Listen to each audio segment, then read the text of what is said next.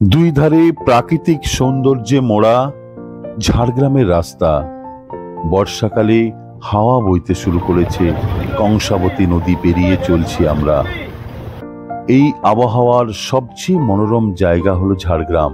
সেই ঝাড়গ্রামে রয়েছে কনক দুর্গা মন্দির, আর এই মন্দির ঘিরে রয়েছে রহস্য। আর তার সঙ্গে ঝাড়গ্রামের শাল পিয়ালের জঙ্গল মুগ্ধ করবে দর্শনার্থীদের, পর্যটকদের। ঝাড়গ্রাম তথা জাম্বনি অঞ্চলে আরোগ্য দেবতা বলতে সবাই বুঝে কনক দুর্গা মন্দির। ঝাড়গ্রাম শহর থেকে 13 কিলোমিটার দূরে কনক দুর্গা মন্দিরটি অবস্থিত। সেখানে রয়েছে একটি রহস্যময় দুর্গা মন্দির। এই মন্দিরের জঙ্গলের মধ্যে রয়েছে। ঝাড়গ্রামের চিল্কিগড় বলা হয় স্থানটিকে। এই রাস্তাটি হলো কনক দুর্গা মন্দিরের প্রবেশদ্বার। দুদিকে নানা গাছপালায় ভর্তি, জঙ্গলে ভর্তি, এবং বিভিন্ন ঔষধি গাছ এই জঙ্গলে। এবং এই জঙ্গলের ভেতরেই রয়েছে কনক দুর্গা মন্দির। ঢোকার মুখেই দেখতে পাওয়া যাবে বিভিন্ন প্রজাতির বানর। এই জঙ্গলেই রয়েছে বিভিন্ন প্রজাতির গাছ, এবং দূর দূরান্ত থেকে বোটানিস্টরা এখানে ঔষধ গবেষণা করতে হাজির হতেন বলে জানা যায়। এই সামনে আরেকটু গেলেই দেখা যাবে কনক দুর্গা মন্দির। দেখতে পাচ্ছেন দূর থেকে সেই ছবি, কনক দুর্গা মন্দির। চিল্কিগড়ের কনক দুর্গা মন্দির বাংলার প্রাচীন মন্দির। শোনা যায় এই মন্দিরটি প্রায় 500 বছরের পুরানো। এক সময় নরবলি হতো। এখানেও মোষ কিংবা পাঁঠা বলি হয় বিশেষ রীতি মেনে। এই দেখছেন যে কনক দুর্গা মন্দিরের সামনে বানরের আধিপত্য। কনক দুর্গা মন্দিরটি পূর্বমুখী। সামনে সিঁড়ি দিয়ে উপরে উঠতে হয়। সামনে একটি বারান্দা রয়েছে, তার উত্তর দক্ষিণ মুখ খোলা। মন্দিরের বাঁ দিকে রয়েছে বিশাল একটি বটগাছ। সেই বটগাছে বাঁধা রয়েছে হাজার হাজার মানুষের মনস্কামনা। চিল্কাগড়ে কনক দুর্গা মন্দিরে ভোগ তৈরি হয় নিত্য পুজোর পরে। ভোগে ব্যবহার করা হয় হাঁসের ডিম। নিত্য পুজোর সময় দেবীর অন্নভোগে হাঁসের ডিম ব্যবহার করা হয়। অনেকে বলেন কনক দুর্গা দেবী রক্তমুখী, তাই দেবীকে আমিষ ভোগ দেওয়া হয়। দেখতে পাচ্ছেন সেই অতিথিশালা, এটা কনক দুর্গা মন্দিরের অতিথিশালা। সেই ছবি দেখছেন আপনারা স্মার্ট নিউজ বাংলায়। আনুমানিক 500 বছরেরও বেশি পুরানো এই মন্দিরটি রাজা গোপীনাথ নির্মাণ করেছিলেন। কথিত আছে রাজা গোপীনাথ স্বপ্নে মাতৃ মূর্তির দর্শন করে এবং মন্দিরটি নির্মাণ করেছিলেন। দেখতে পাচ্ছেন কনক দুর্গা মন্দিরের ভেতরের ছবি, এবং সামনে রয়েছে একটি বিশাল বড় দালান যেখানে বলি দেওয়া হয়। দেখতে পাচ্ছেন কনক দুর্গা মন্দিরের ছবি। সেই মন্দিরে পুণ্যার্থীরা এসেছেন। তারা মুহূর্তে রয়েছি ঝাড়গ্রামের কনক দুর্গা মন্দির। সেই কনক দুর্গা মন্দিরের সামনে দাঁড়িয়ে রয়েছি।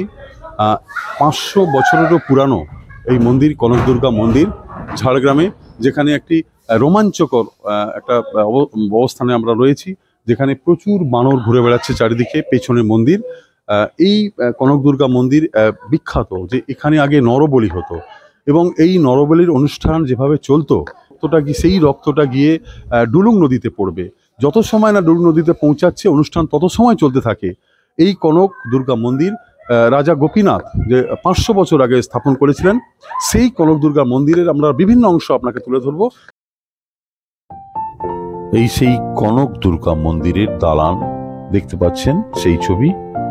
শোনা যায় নিশিরাতে এখানে বলি হতো, এবং পুজোর 4 দিন জমজমাট থাকতো অনুষ্ঠান। নবমীর অন্নভোগের আগে বলির মাংস নূতন মাটির হাঁড়িতে সেদ্ধ করে রাখা হয়। শোনা যায় নবমীর যজ্ঞের পর হাঁড়িতে রাখা বলির মাংস। কনক দুর্গা মন্দির ঐতিহ্যবাহী একটা রোমাঞ্চকর জায়গা, যেখানে বানররা ঘুরে বেড়াচ্ছে। ঠিক সেই মাঠের সামনে আমরা রয়েছি, পেছনে রয়েছে কনক দুর্গা মন্দির। বেলায় জঙ্গলের গভীরে বলি আয়োজন করা হতো। তিথি নক্ষত্র মেনেই বলি দেওয়া হতো, এবং রাজবাড়ির বিশেষ কক্ষে সেটা দেওয়া হতো। সেখানে সবার প্রবেশাধিকার থাকতো না। এই দেখছেন সেই মন্দিরের ভেতরের ছবি, মন্দির যেখানে দেবী অধিষ্ঠিত রয়েছেন সেখানকার ছবি, এবং সামনে দালান ও তার একদিকে রয়েছে, পাশেই রয়েছে ডুলুং নদী। এই ডুলুং নদী ঠিক এই সিঁড়ি থেকে নেমে গেলেই সামনে রয়েছে ডুলুং নদী। ঝাড়গ্রাম শহর থেকে 14 কিলোমিটার দূরে শতাব্দী প্রাচীন মন্দিরটি ডুলুং নামে একটি ছোট্ট মোহনীয় নদীর পাশে ঘন জঙ্গলে অবস্থিত। বেশ কিছু বিরল প্রজাতির গাছ ও পাখি, বানর এখানে ঘুরে বেড়ায়। কনক দুর্গার পাশেই কেন্দুয়া নামে একটি স্থান রয়েছে এবং তার পাশ থেকে বেয়ে গেছে ডুলুং নদী। এই সেই ডুলুং নদী দেখতে পাচ্ছেন, সেই ছবি। এই ডুলুং নদীর ছবি আপনাদের দেখাচ্ছি। খরস্রোতা নদী, ডুলুং নদী। সেখানে পর্যটকরা এসে কিছু সময় অপেক্ষা করেন এবং মনোরম দৃশ্য উপভোগ করেন। এখানে 433 ধরনের ঔষধি গাছ আছে এই বনাঞ্চল ঘিরে। আর এই ডুলুং নদীর পাশেই রয়েছে, আমরা কনক দুর্গা মন্দির থেকে এগিয়ে এলাম ডুলুং নদীর দিকে।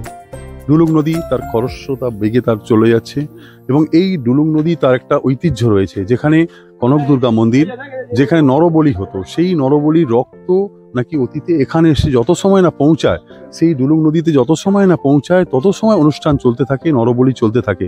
সেই ডুলুং নদী ঐতিহাসিক এবং রোমাঞ্চকর, তার যে খরস্রোতা নদী আপনারা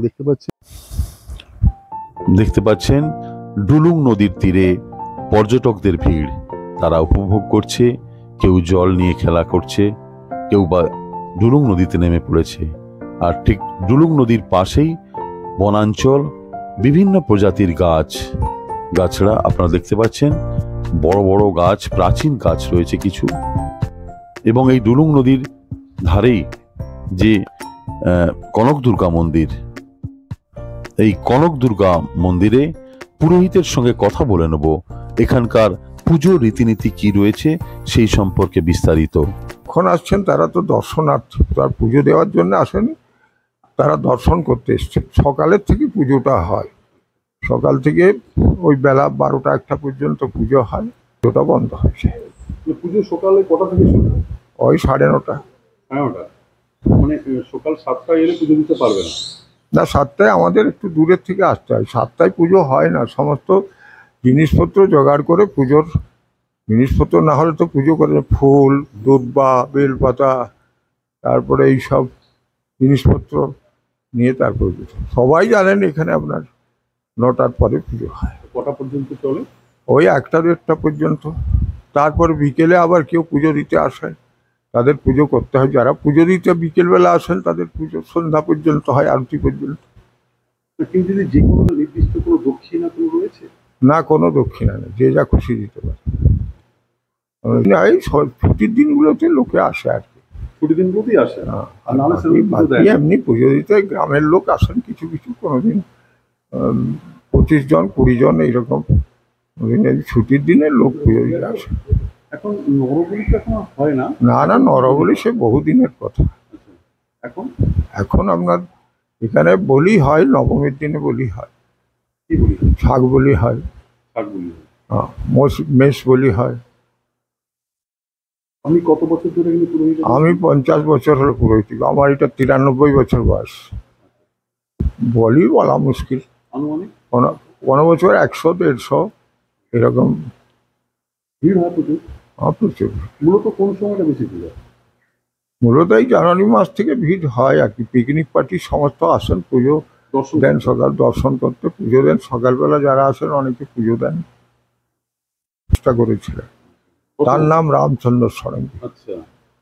তিনি আজ প্রায় 600 বছর আগে তিনিই প্রতিষ্ঠা করেছিলেন। রাজা গোপীনাথ? গোপীনাথ মধ্যগড় সিংহ ছিলেন তখনকার রাজা। সেই সময় থেকে মা কনক দুর্গার পুজো শুরু হয়েছে। মা কনক দুর্গা ওই রাজাকে স্বপ্ন দিয়েছিলেন রানীর হাতের কঙ্কন দিয়ে অষ্টধাতুর মূর্তি নির্মাণ করার জন্য। কনক দুর্গা নামে পুজো নেবেন, এইটি রাজাকে নির্দেশ হয়েছিল, স্বপ্ন দিয়েছিলেন। স্বপ্ন দিয়েছিলেন। সেই সময় যিনি শেখরা ছিলেন তাকে মায়ের নির্দেশ হয়েছিল মূর্তিটা নির্মাণ করার, এবং যিনি ব্রাহ্মণ ছিলেন রামচন্দ্র ষড়ঙ্গী, তাকে পুজো করার নির্দেশ মায়ের দিয়েছে। সেই তখন থেকে মায়ের পুজো শুরু হয়েছে। Smart news Bangla. Smart news Bangla.